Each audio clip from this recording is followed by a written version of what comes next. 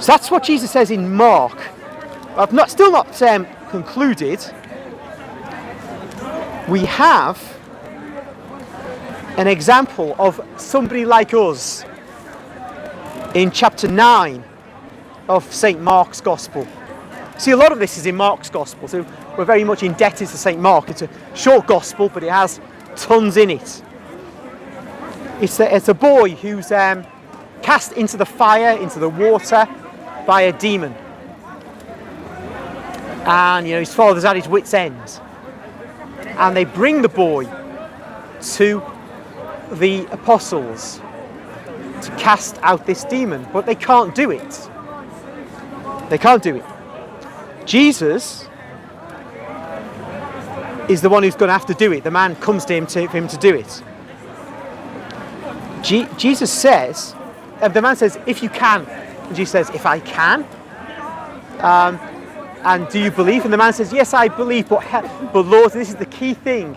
He says, Lord, help thou my unbelief. So the man knows he has doubts.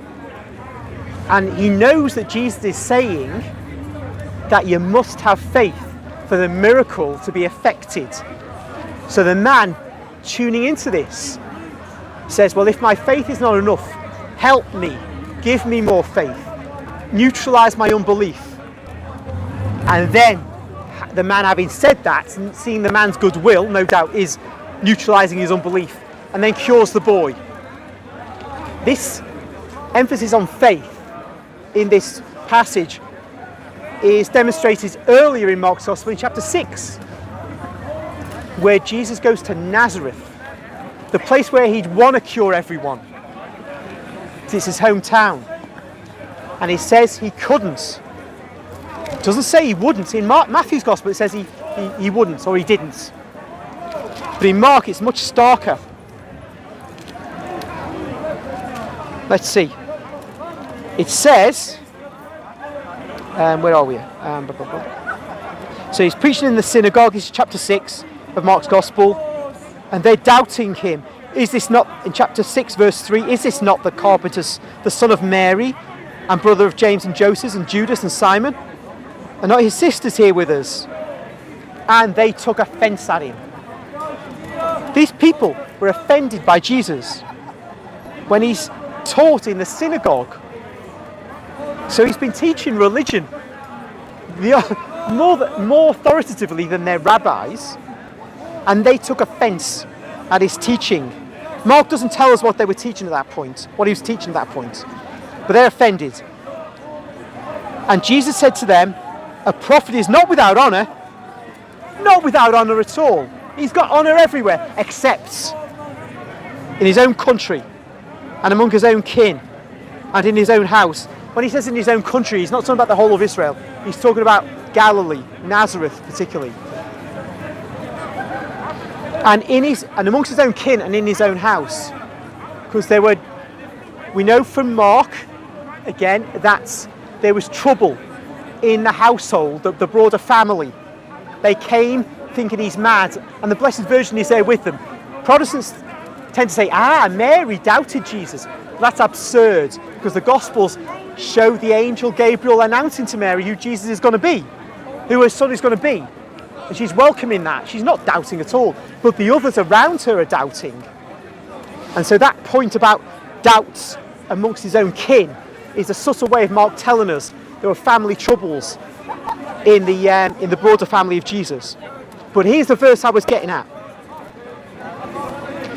And he could do no mighty work there, except that he laid his hands upon a few sick people and healed them. And he marvelled because of their unbelief. So there were some sick people there who believed in him, and he healed them.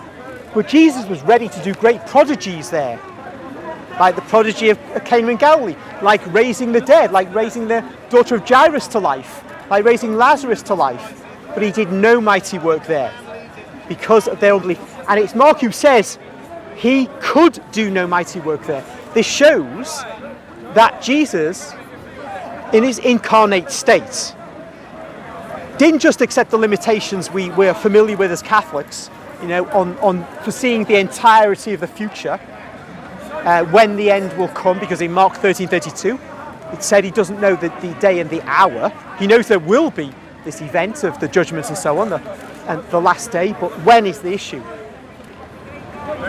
And of course, when Jesus is in a crowd and a woman who has great faith, because she's got an issue of blood, she crawls through the crowd and she could be stoned to death because she's unclean. She's touching, no doubt, all these posh Pharisees who would go mental if they'd seen her before she touched Jesus' garment and was cured. But her great faith cured her, and he says, "Woman, your faith has cured you." So again, faith is key. What is my meta theme here? What is it? It is this, because I started off quoting from Mark 16 verse 20. Which is Jesus, just before he ascends into heaven. He says that you will cast out demons, you will lay your hands on people and they will be healed. Those who believe in me will do this. So, we, having faith, should be able to do that. And in fact, we have had numerous priests down the centuries who have done that. Even in modern times, St. Padre Pio, one of the greatest saints of modern times, was a prodigious worker of miracles. His faith was total, absolute. And I have a serious belief that if he wanted to move some of the mountains in southern Italy, he could have done it.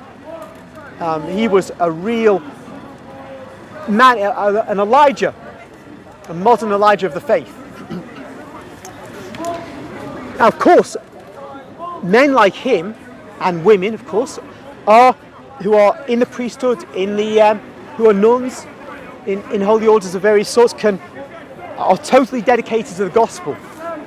So it is appropriate that they will be the place where you'll see most of this kind of thing, these prodigies, the great miracles. But that is also something that the laity should experience. It's just a question of us focusing our lives entirely on God